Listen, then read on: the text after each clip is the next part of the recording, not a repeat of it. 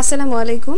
Easy learning for জুনিয়র্সের পক্ষ থেকে সকলকে শুভেচ্ছা ও স্বাগতম। আমরা আজকে এসএসসি 2026 ব্যাচের তথ্য ও যোগাযোগ প্রযুক্তি এই বিষয়টির ওপর একটা ফাইনাল সাজেশন দেখে নিব। এর আগের ভিডিওতে আমি তোমাদেরকে অধ্যায় 2 এর এমসিকিউ, তারপরে শর্ট কোয়েশ্চেন, কিছু ইম্পর্টেন্ট যে টপিকসগুলো রয়েছে সবগুলো দেখিয়েছি। এখন আমরা অধ্যায় 4 আমার লেখালেখি ও হিসাব এই অধ্যায়ের ওপর কিছু সংক্ষিপ্ত প্রশ্ন, গুরুত্বপূর্ণ টপিকস এবং এমসিকিউ দেখে নিব। এই 4 এর আমাদের কিছু গুরুত্বপূর্ণ যে টপিকসগুলো রয়েছে তা হচ্ছে ওয়ার্ড প্রসেসরের গুরুত্বপূর্ণ বৈশিষ্ট্য ব্যাখ্যা, ওয়ার্ড প্রসেসরের ব্যবহারের কৌশল, অর্থাৎ আমরা ওয়ার্ড প্রসেসর কিভাবে ব্যবহার করতে পারি, ধরো যেমন পিক ইনসার্ট করা বা কোনো কিছু লেখা, টেবিল তৈরি করা, এগুলো আমরা কিভাবে করি তার কৌশলগুলো জানা, স্প্রেডশিটের গুরুত্বপূর্ণ বৈশিষ্ট্যগুলো, অর্থাৎ স্প্রেডশিট কোন কোন কাজে ব্যবহৃত হয় সেই সকল সম্পর্কে জানা, স্প্রেডশিটের ব্যবহারের কৌশল, অর্থাৎ স্প্রেডশিট ব্যবহার করে কিভাবে আমরা যোগ, বিয়োগ, গুণ, ভাগ করতে পারি এই সকল কৌশল জানা, এবং স্প্রেডশিট ব্যবহার করে হিসাব নিকাশ, অর্থাৎ এগুলো আমাদেরকে করতে হবে।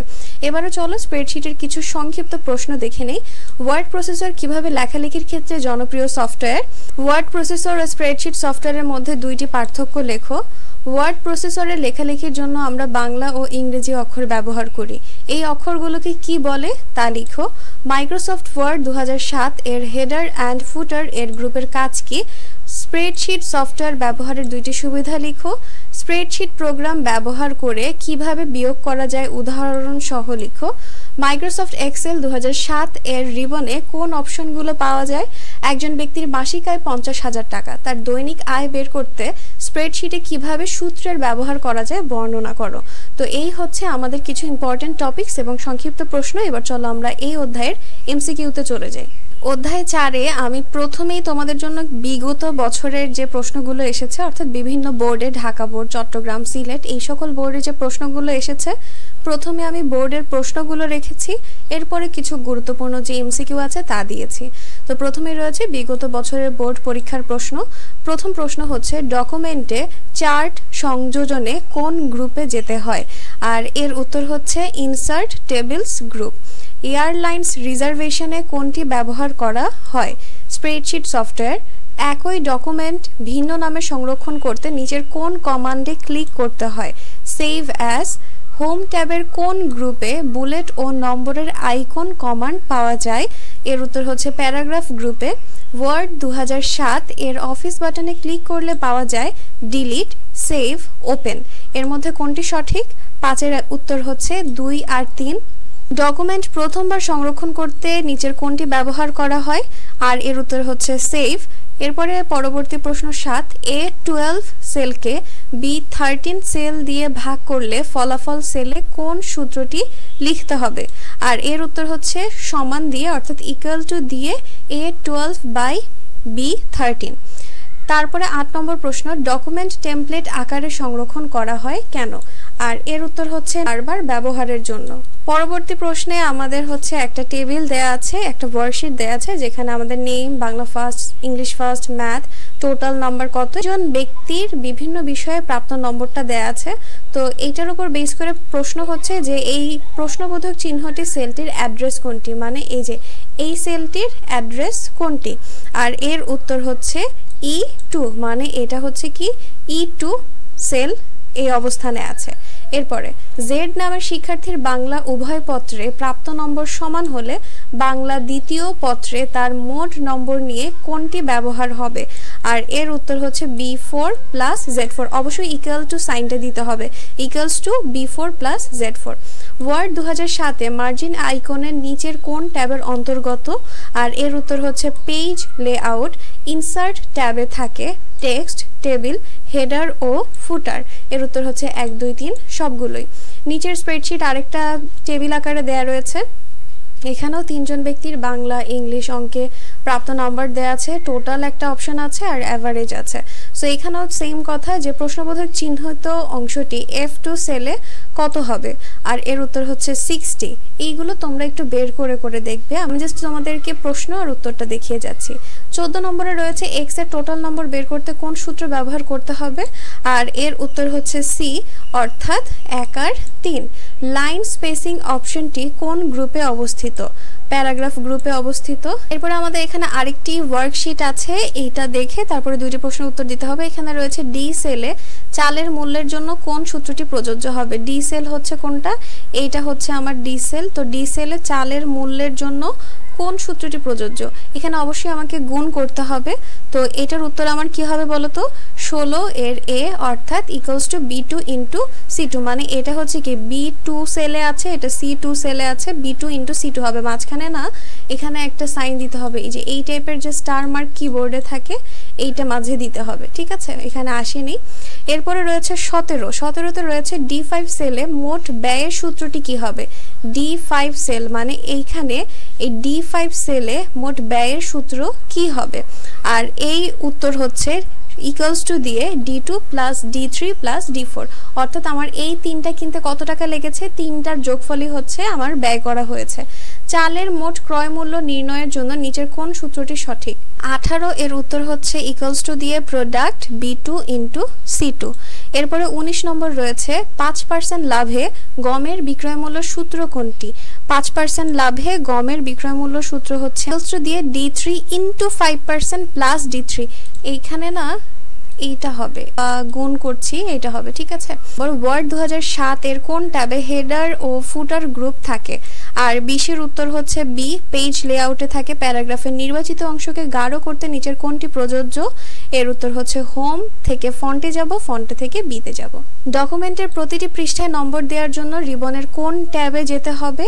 এর উত্তর হচ্ছে ইনসার্ট, এই ট্যাবে যেতে হবে। স্প্রেডশিটে গুণ করার সময় কোন চিহ্ন ব্যবহার করা হয়? স্প্রেডশিটে গুণ করার সময় আমরা কোন চিহ্নটি ব্যবহার করি? এর উত্তর হচ্ছে ডি, এই যে এটা ব্যবহার করে থাকি। এরপরে আমাদের আরেকটি ওয়ার্কশিট রয়েছে, এখানে দ্রব্যের নাম রয়েছে, তারপরে কিছু ইউরিয়া, পটাশ, ফসফেট, কিছু যৌগ রয়েছে। এবারে আমার কাজ হচ্ছে এই যে প্রশ্নবোধক চিহ্নটির সেল অ্যাড্রেস করতে হবে, এই যে এটা কি হবে বলতো? D3, তাই তো? এর অ্যান্সার হচ্ছে D3, সি নম্বর অপশন। 25 নম্বর রয়েছে ডট চিহ্নিত ঘর পূরণের জন্য ফর্মুলা কোনটি হবে? অর্থাৎ এখানকার সূত্র কোনটি হবে বলতো? এর উত্তর হবে B3 ইন্টু C3। এখানে ইন্টু সাইনটা আসেনি, এদের মাঝখানে এই যে এই সাইনটা হবে কিবোর্ডে, যেটা স্টার মার্ক দিয়ে দেখানো হয়। 26-এ রয়েছে ডকুমেন্টে ওয়ার্ড আর্ট যোগ করার জন্য কোন মেনুর সাহায্য নিতে হয়? আর এর উত্তর হচ্ছে ইনসার্ট। কি কারণে ডকুমেন্টকে টেমপ্লেট আকারে সংরক্ষণ করা হয়? আর ডকুমেন্টকে আমরা টেমপ্লেট আকারে সংরক্ষণ করে থাকি সময়ের সাশ্রয় হয়, মানে আমরা বারবার ওই কাজটা না করে একবার টেমপ্লেট আকারে সংরক্ষণ করলে আমরা পরবর্তীতে আবার ওইখানে গিয়ে কাজ করতে পারি। 28 নম্বর প্রশ্ন হচ্ছে A2 সেলে ক্রয় মূল্য এবং B2 সেলে শতকরা লাভের হার দেয়া থাকলে ফলাফল সেলে মোট লাভ নির্ণয় করার জন্য কোন সূত্রটি লিখতে হবে? এখানকার উত্তর হচ্ছে এ, এটা A2 ইন্টু B2 পার্সেন্টেজ। নিচের কোনটি স্প্রেডশিট প্রোগ্রামের আইকন? আর এর উত্তর হচ্ছে এক্স। নিচের আরেকটা আমাদের বক্স দেয়া আছে, অর্থাৎ ওয়ার্কশিট দেওয়া আছে, এখান থেকে প্রশ্ন হচ্ছে হাউস রেন্ট বের করার সূত্র কোনটি? এই যে এখানে আমাদের হাউস রেন্ট কোথায় আছে, এই যে এখানে একটা প্রশ্নবোধক সাইনও দেওয়া আছে। হাউস রেন্ট বের করার সূত্র কোনটি হবে? এর সূত্র হচ্ছে 30-এর সি সমান দিয়ে B2 ইন্টু 45%, ঠিক আছে? হাফিজের নিট বেতন কত? এখানে কিন্তু হাফিজ সাহেবের কথাই বলা হয়েছে, এই যে হাফিজ সাহেবের নিট বেতন কত হবে? এর উত্তর হচ্ছে 25,925 টাকা। এই 25 টাকা এইটা আমাদেরকে এখান থেকে বের করতে হবে। এরপরে হচ্ছে হাফিজ সাহেবের বেসিকের সাথে বাড়ি ভাড়া যোগ করার সূত্র কোনটি? এখানে আমার তিনটা সূত্র দেয়া আছে, আর এর উত্তর হচ্ছে সি, 2 আর 3 হবে। স্প্রেডশিটে ভাগ চিহ্ন কোনটি দ্বারা ব্যবহার করা যায়? এই যে এটা দ্বারা আমরা ভাগ চিহ্ন বুঝাই। ইলাস্ট্রেশন গ্রুপে থাকে কোনটি? অর্থাৎ ইলাস্ট্রেশন গ্রুপে কোনটি থাকে? ক্লিপ আর্ট, এটা ইলাস্ট্রেশন গ্রুপে থাকে, আর এর উত্তর হচ্ছে কন্ট্রোল এস। এরপরে 36 নম্বর প্রশ্ন স্প্রেডশিট সফটওয়্যার তালিকাবদ্ধভাবে ব্যবহৃত হয় ডাটা বিন্যাসে, ডাটা বিশ্লেষণে, ডাটা সংরক্ষণে। এর উত্তর হচ্ছে সবগুলোই। 1, 2, 3। ক্রয় মূল্য 1200 টাকা হলে 16% লাভে বিক্রয় মূল্য বের করতে স্প্রেডশিটের সূত্র কোনটি হবে? আর এর সূত্র হচ্ছে A3 ইন্টু B3 এর 100% প্লাস A3। সাধারণভাবে সেলে সূত্র লিখে কোনটি চাপলে ফলাফল পাওয়া যায়? এর উত্তর হচ্ছে এন্টার। এন্টার চাপলে ফলাফল পাওয়া যায়। নিচের কোনটি ফাংশন, অর্থাৎ এখান থেকে কোনটি ফাংশন? সবগুলোই হচ্ছে ফাংশন। ওয়ার্ড প্রসেসরে লেখালেখি করার জন্য ব্যবহৃত বিভিন্ন স্টাইলের অক্ষরগুলোকে কি বলা হয়? ফন্ট বলা হয়। অফিস সফটওয়্যারগুলো ব্যবহার করা যায় স্মার্টফোনে, ল্যাপটপে, ডেস্কটপে। আর এর উত্তর হচ্ছে সবগুলোই। একটা উদ্দীপক রয়েছে, মুগ্ধ স্কেল দিয়ে একটি ঘনকের দৈর্ঘ্য, প্রস্থ ও উচ্চতা পরিমাপ করলো, অতঃপর সে কম্পিউটারে একটি বিশেষ সফটওয়্যারের সাহায্যে ঘনকের আয়তন নির্ণয় করলো।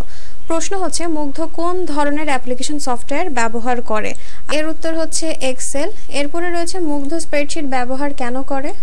আর 43-এর উত্তর হচ্ছে 1 আর 3। A9 সেলকে B3 সেল দিয়ে ভাগ করার জন্য ফলাফল সেলে কোন সূত্র লিখবে? 44-এর উত্তর হচ্ছে সমান দিয়ে A9/B3। ওয়ার্ড প্রসেসিং সফটওয়্যারে একটি বড় সুবিধা হচ্ছে বানান পরীক্ষণ। n কলাম এবং 13 নং সারির সেল অ্যাড্রেস কোনটি হবে? এর অ্যাড্রেস হবে N13। লেখালেখির জন্য বর্তমানে যে সফটওয়্যার ব্যবহার করা হয় তাকে বলা হয় হচ্ছে ওয়ার্ড প্রসেসর। স্প্রেডশিটের সূত্র সবসময় কি দিয়ে শুরু করতে হয়? ইকুয়াল টু সাইন দিয়ে শুরু করতে হয়। অফিস 2007-এ টেবিল যোগ করার জন্য ব্যবহৃত হয় কোনটি? ইনসার্ট ট্যাব, সেখান থেকে টেবিল, তারপর হচ্ছে ইনসার্ট করব। এক্সেলের কলাম ও সারির প্রত্যেকটিকে কি বলা হয়? সেল বলে।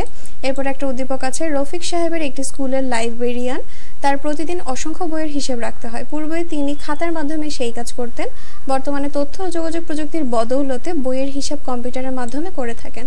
সো রফিক সাহেব কোন সফটওয়্যারের মাধ্যমে ব্যবহার করেন বা কোন সফটওয়্যার ব্যবহার করে থাকেন? সে হচ্ছে স্প্রেডশিট অ্যানালাইসিস ব্যবহার করে।